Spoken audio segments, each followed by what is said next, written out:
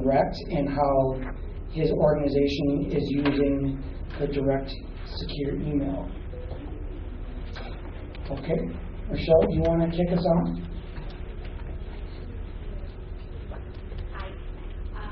I'm a registered nurse at Fulton Area Medical Center, and so I'm a little like fish out of water.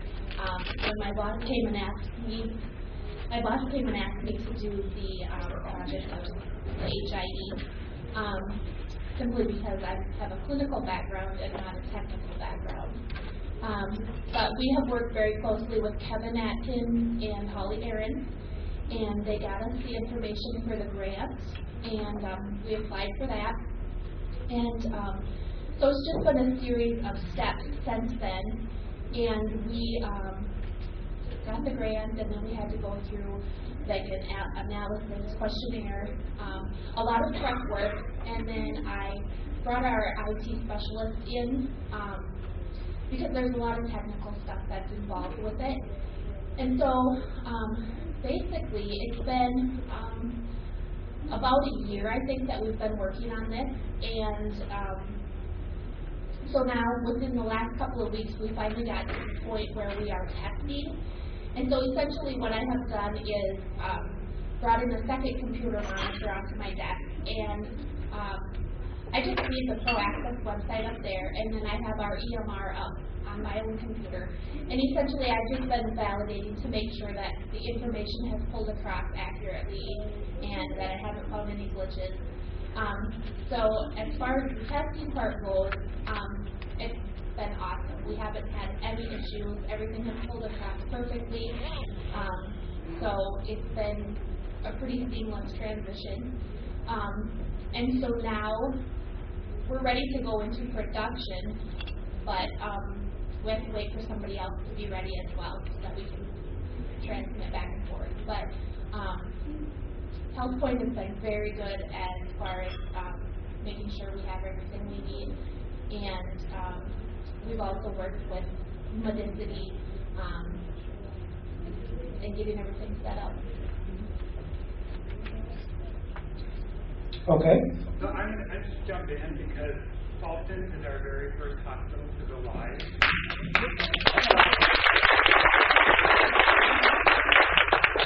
So I think their experiences will be good for others looking at onboarding to our point of care exchange or our query-based exchange. Fulton has gone through it first to be out, and then Madison Community Hospital. Madison is our second hospital.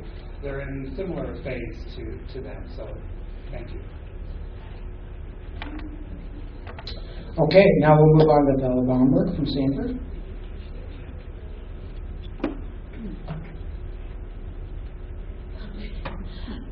So I'm Val Baumberger. I've been with Sanford in the integration department for quite a few years. And we actually started working with the state of South Dakota with electronic lab results almost 8 years ago. Back then it was more of a file-based transfer. Now we've moved into the HL7 formats. And I guess Craig had said, give us some lessons learned, and I think the biggest lesson that I cannot say loud enough is start yesterday, because there is so much mapping and so many things detailed that you have to work through with that HL7 messaging to get those lab results. We've even come across some of the send-out labs that we do send to our reference labs that come back with not necessarily a positive or a negative. Someone needs to really look at it and say, oh yes, this needs to be reported, and it becomes more of a manual. So we keep trying to figure out how to better that process instead of having to do a manual reporting out of those lab results. We also are doing the immunization right now. We are not live with that. We are live with the lab results. The immunization, we actually start our pilot the week of November 11th. We're doing one of our family practice clinics just to validate our data is all making it in and everything is looking correct. And then we are going to add the pediatric portion of that same clinic. And if that looks okay, then we're going to open it up to all of our facilities. some of the things with that immunization that our end users have been begging us for many years to accomplish this, because it will take so much off of their plate to manually enter those immunizations into the state registry. So we can't get it done fast enough for them, and it will be a cost savings, because those people that are doing that manually will then be able to do other things in their work, and we'll do all of that electronic. So we understand the value, in Sanford, we understand the value of sharing that information and really making sure that we're bettering the care of our patients. So we are starting to work on our project also for the full health information exchange too, similar to what they're doing in Fulton. So right now we are looking at providing only the transition of care document. So that is our next step. We've already started work on our ADT interface with the state, or with Medicity. And the other challenge that we're having with all of this is Sanford has 7 states to work with, and each state wants a little bit different. So we're recreating the wheel every different state. So our plug is, we wish our states would get together and agree. But that's just my wish. So we have a lot of exciting opportunities to do with this sharing of data, and technically it's been a great journey. We've enjoyed working with the state health department and public health department in Medicity. Okay, thank you, Val. And now we'll move on to Chad Moser, and he will talk about Direct. Thank you, Craig. Just ask everyone to bear with my voice. It's what you get when you mix football playoffs with 40-degree weather and an overzealous fan. We lost 42-0, by the way. Anyway, I am a PACS administrator. I have a clinical background, so it's good to have another clinical person up here. I felt like a fish out of water here too, and sometimes you speak a little bit different language than I do, and so bear with me if I don't use all the same terms either. I am representing here WISE Imaging. WISE Imaging Center is just one person, Dr. Schweiger, and I guess his billing lady's with him. But he is the CFO, CIO, COO, whatever of his organization. Is so busy that he didn't have a lot of time to do this, so he asked me to help out. So in my free time, I consulted, is my official word. So I guess I'm the CIO of WISE Imaging then, I guess. I don't know. Anyway, about a year ago, Horizon Healthcare came to Dr. Schweiger and asked him if he would interpret their images, and he was happy to in Howard and later on. In Huron and later on in Howard. But he didn't really have an easy way to send the reports that he interpreted back and forth to the providers at Horizon. So that what they had previously been doing before Dr. Schweiger was reading, dictating, transcribing, signing, and then faxing. And we all know that faxing just isn't very ideal. It can sit on the fax machine for how long, and who knows who will pick it up. And then he'll print all his reports. He'll have a pile of reports, and if he forgets to fax them that day, it's another day delay. Or if he sends it to the wrong number, there's so many wrong things that can happen in a fax when you're dealing with radiology reports and interpretations, and sometimes can get lost. It's difficult to track, when he read them or different things like that. So I called up Horizon, or they called me, I can't remember, and asked them. I said, well, really the only solution Dr. Schweiger has is to, other than the reading of images, but the handling of reports, is to fax, and we didn't really want to do that. We wanted to figure out something else, and he suggested South Dakota HealthLink and the direct messaging system. And so I talked to Dr. Schweiger, and that's when he appointed me as the IT person for him. So he's a longtime friend. He just needed some help, and we did that. So I talked to Scott Wetherill. He's the Chief Information Officer at Horizon Healthcare. He hooked me up with Kathleen Christensen of Direct. And Dr. Schweiger provided me with a Linux server at his office, and with a virtual Windows machine on it, and I installed the INX instance software server that communicates with the South Dakota Health Mail server, and it's done it securely without a VPN. It's very easy to set up. Step-by-step instructions were no problem at all, even for a clinical background person like myself.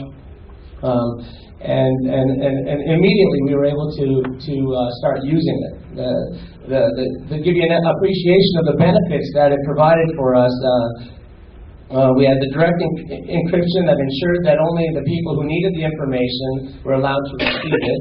Messages were easily tracked as to when they were received and as to when they were read.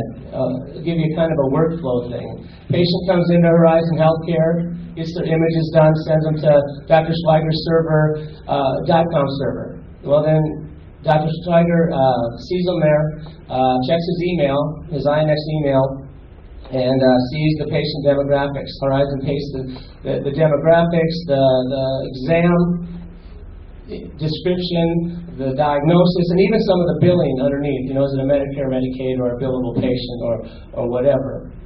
Then Dr. Schweiger reads the images, transcribes his own report, and signs it, attaches it into the email, and replies to that exact email. So Horizon has one email that has all the information of the patient and the interpretation of the exams every time, exactly how it should be, sent through in a secure fashion.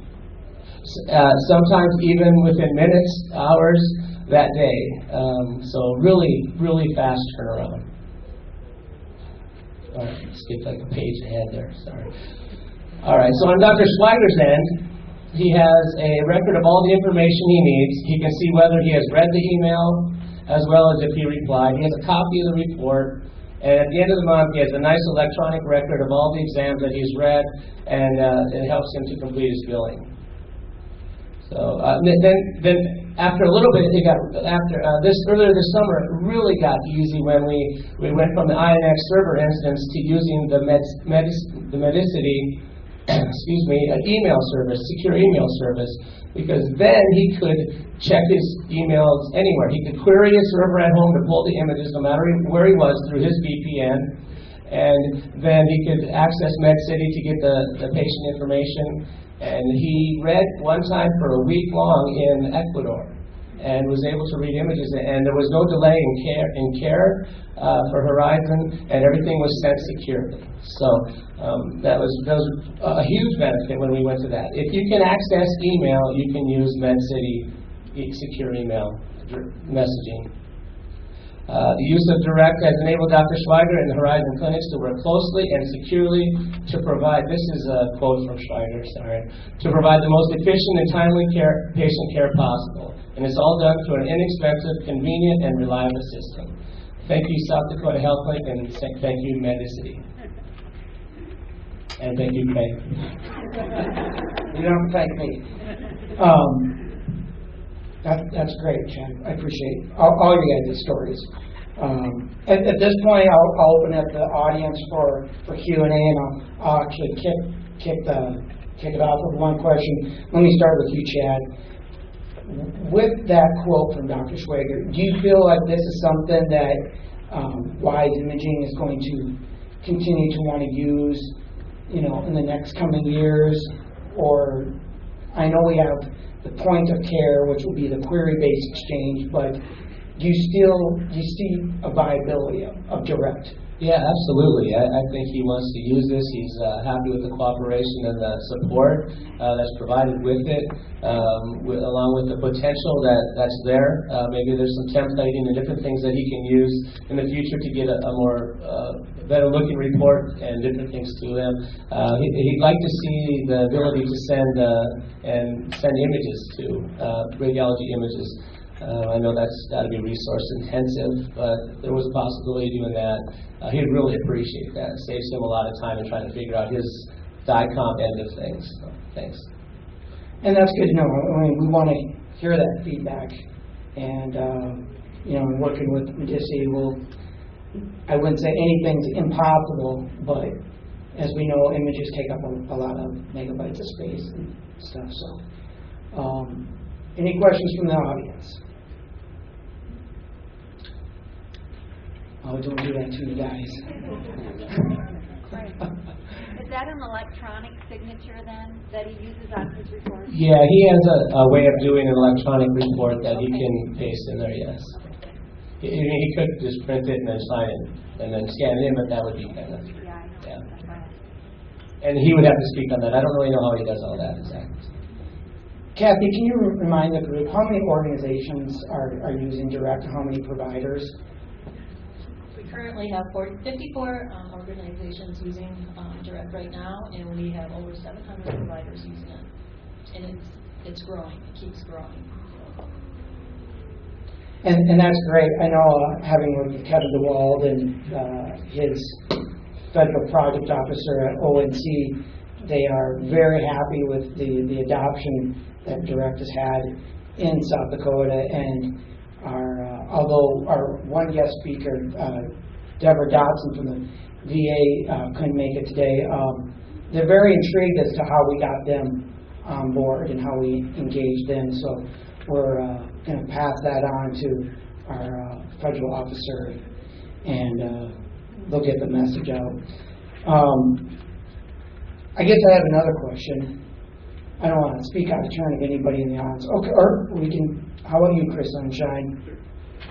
My question is for Val. Val, obviously, you talk public health stuff right now. You're in other states, and I know you would have to get care everywhere and care elsewhere. How do you plan to exchange with other organizations outside of South Dakota? Meaning, do you intend to do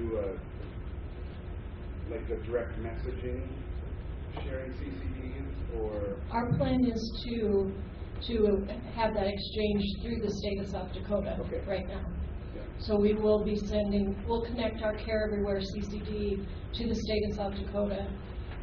There's been talk that we will, we're investigating doing full HL7 to the state of South Dakota, but that's still being discussed. And we would send medical records through HL7 to the state. And then have Medicity broker the transaction to Minnesota facility? Right.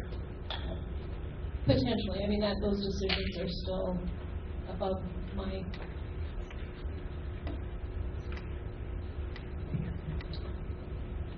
Any other questions from the audience yet? Okay.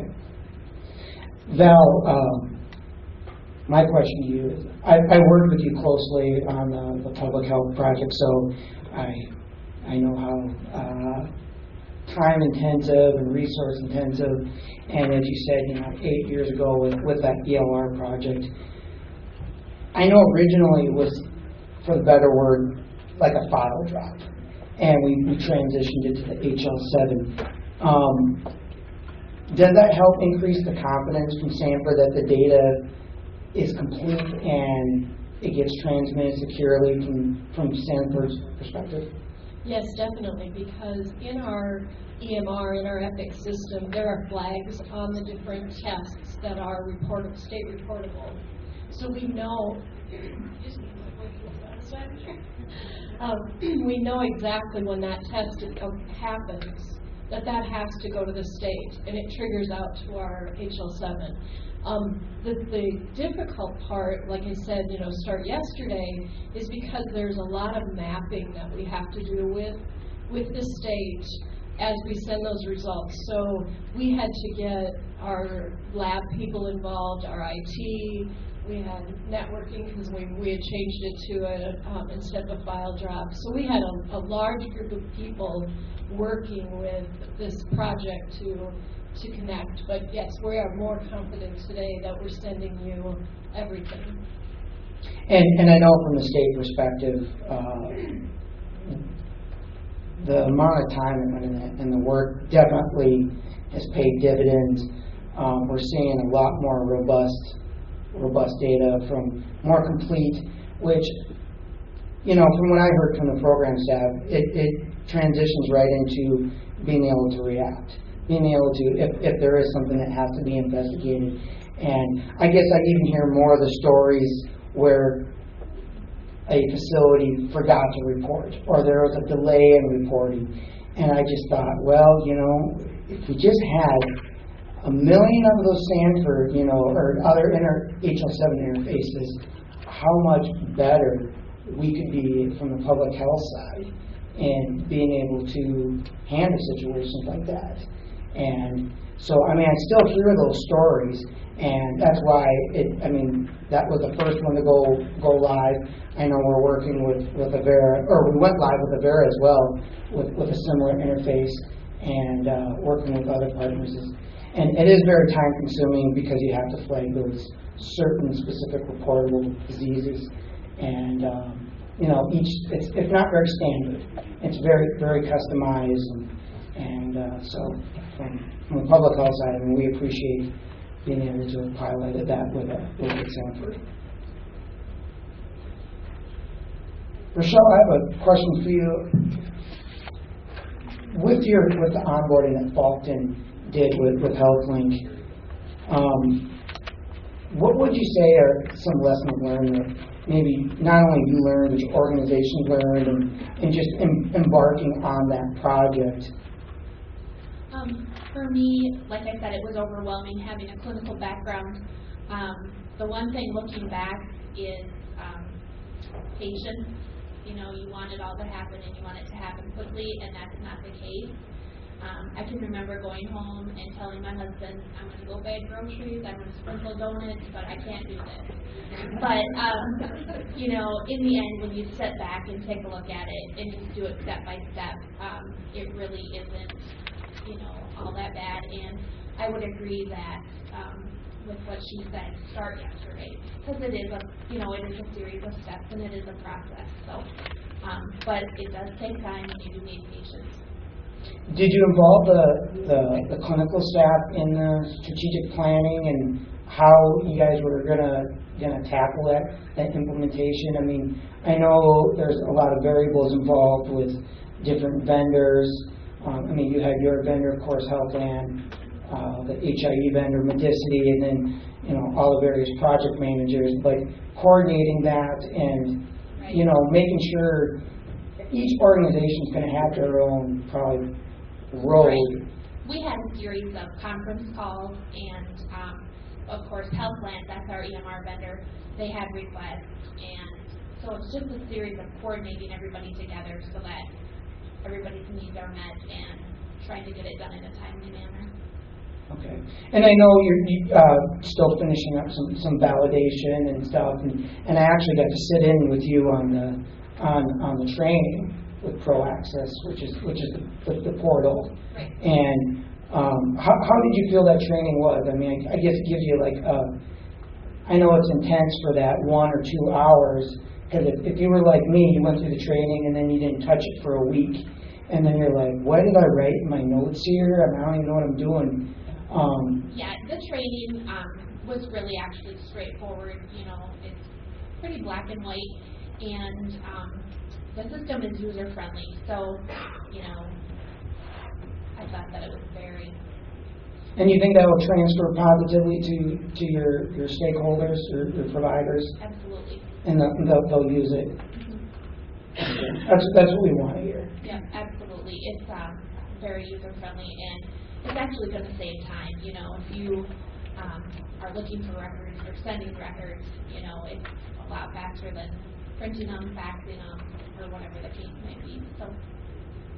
Okay. Question right here, Brooke? Yeah. With the immunization part that you're working on with the HIE, when you say you're sending that across in HL7 format, does that then be able to be uploaded into the state immunization database automatically and then need to be submitted separately in the moment? No, it will not need to be separately.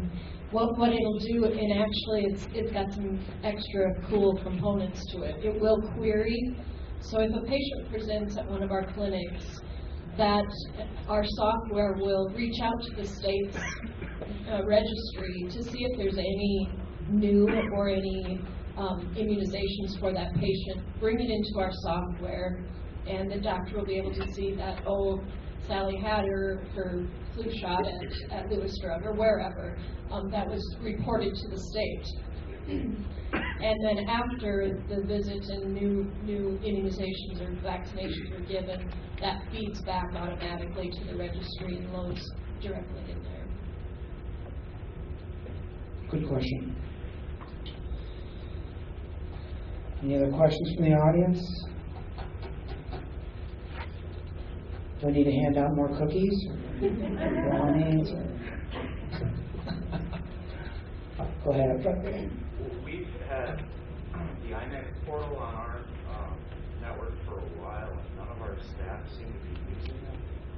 We've gone through the training and talked to everyone about the benefits of direct. But how did you really get your staff to transition to using that process rather than faxing those?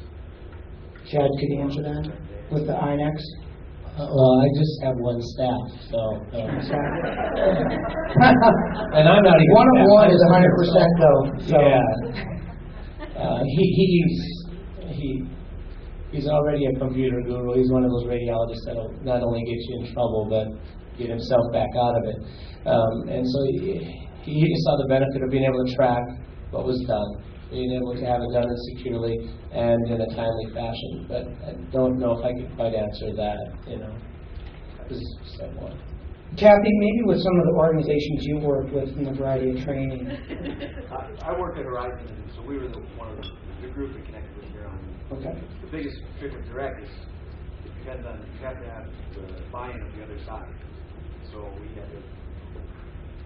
have a lot of different locations we'd like to use this with, but they have to install the server and have it running and also. So we connect to Madison Hospital, and once we've got people using it, they would much rather use the direct programs instead of the fax and things like that. Because tracking is right at their desktop.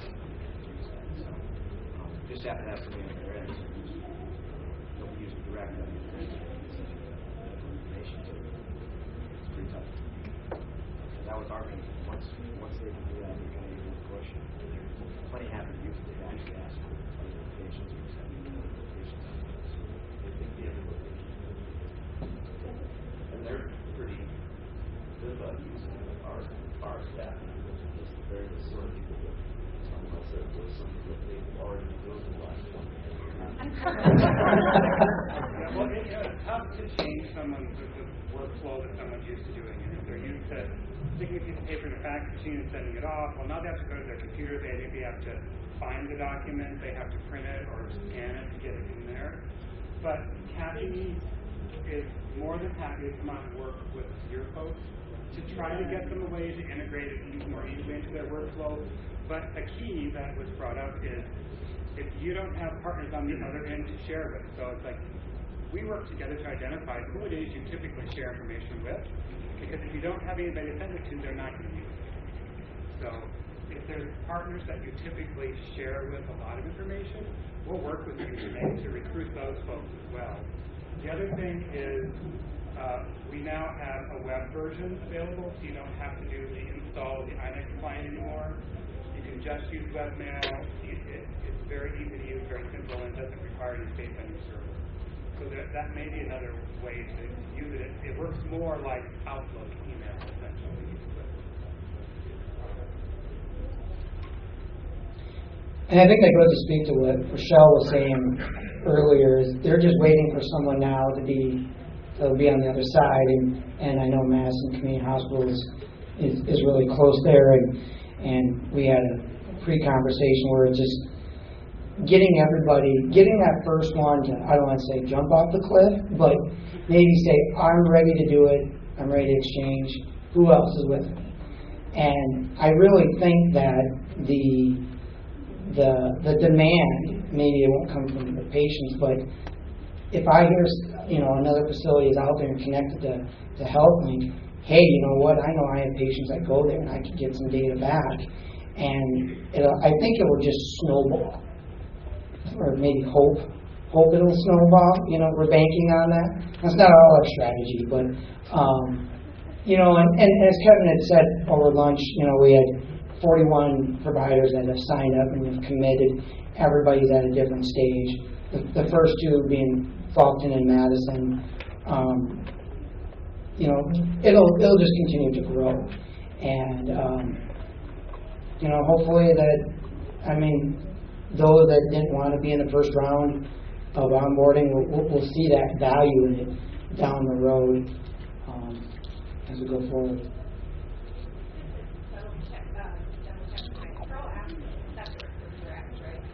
Correct. ProAccess is the portal that the providers will log into, and that will query the information from. Not yet. Yeah. You can use direct webmail, but we'll start on version 5 point something of 5.6 of ProAccess.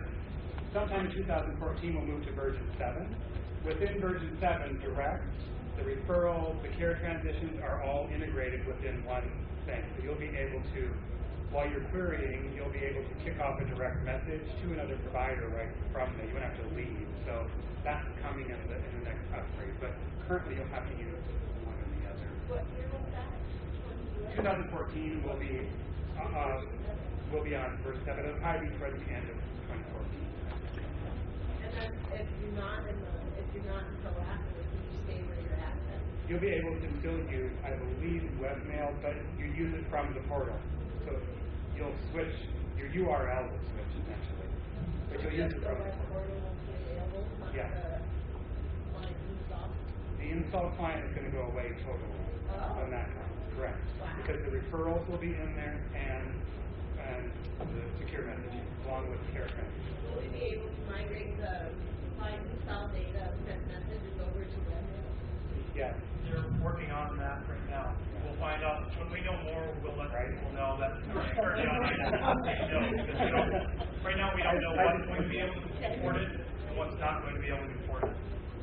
That's what the Medicity doesn't know right now because they're still in that development of how to try to get that stuff over. Okay. Because I can see it really kicking off once that's more centralized. Yeah. Because if Avera and Stanford health systems are going to do it more robust, but they're still not tied into the direct piece, your facilities communicate with major health systems a lot, right? So once it's more integrated, I guess I'll say, I think it's going to kick off, but we'll just be a little bit slow with pace until then. Because right now, some of our, just as a side comment, some of our HIE folks at our facilities, they want to exchange via direct, but they don't want to have to remember that facility A, B, and C use direct, but E, F, G through Z use back.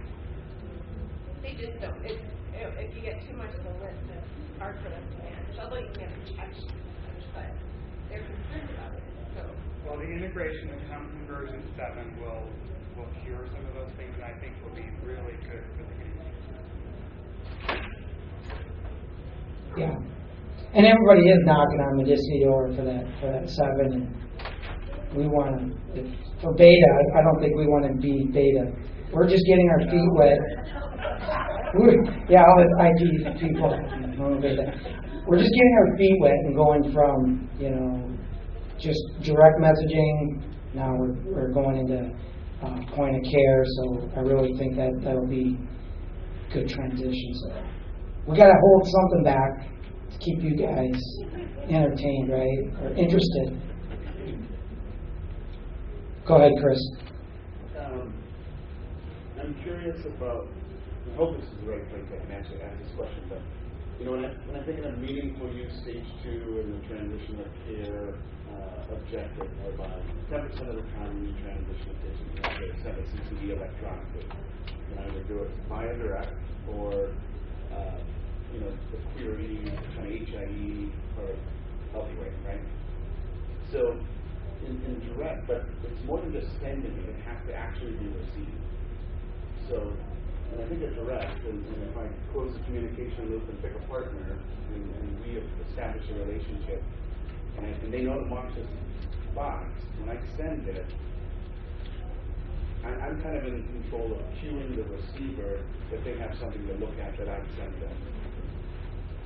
In the query or poll method, I can serve it to the HIE, but I don't know, how am I going to get to that 10% hoping that somebody pulls it down? Because I lose control of that, and I'm a control freak. I'd rather have the query poll, but have you guys thought of that? Yeah, in fact, if you stay for the next session, Medicity is doing how HIE can have unique meaningful use. So they'll go over the things you can offer using direct and the query based. And that's exactly one of the things they'll go over, is how you do it using a healthy way of query based. Sure. Good question, Chris. How about in the back there? I have a question kind of related to Chris's earlier question with Val. And it might be a political hot potato, but it is a reality.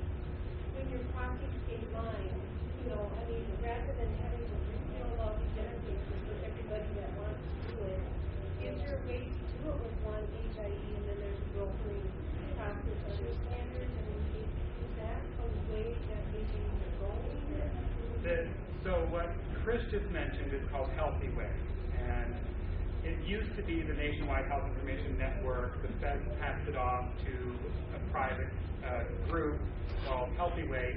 They have what's called the eHealth Exchange, and it's a standard. And so our vendor Medicity will go through the certification process for that. We, as HealthLink, will become members. But at the end of the day, eHealth Exchange is HIE to HIE exchange. So it breaks down those borders that happen and some of the technology pieces. Much like Direct Trust, which is another federal organization, allows us to connect our Health ISP, which delivers our direct messages, to another Health ISP so the messages can transition across the network.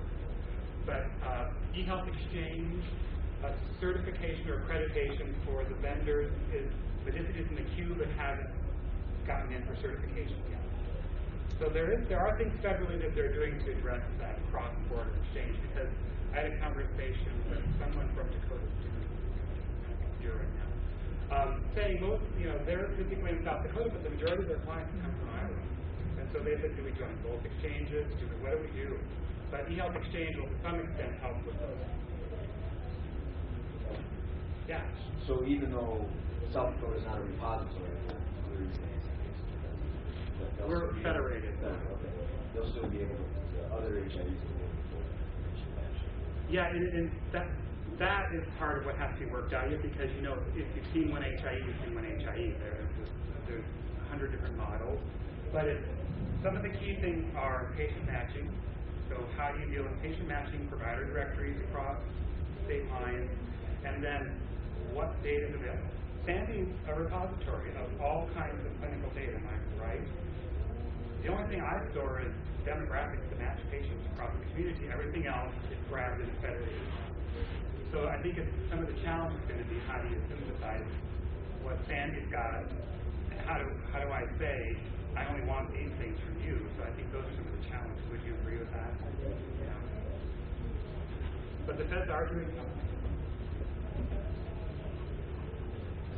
Lots of work out still, right, Kevin?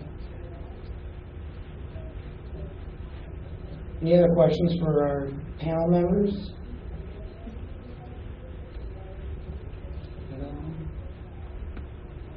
Great. If there's no more questions, I want to thank our panelists, not only for coming today to talk about their experiences, but for being really pioneers in stepping out first. They're like, we just heard the analogy of penguins will stand at the edge of a hole and watch somebody else, another penguin, fall in so they don't do it. But these guys fell in first. But if you want to wait just 5 minutes, we're going to get Medicity. We'll have them start right away. So thank our panelists. Yes. Thank you very much.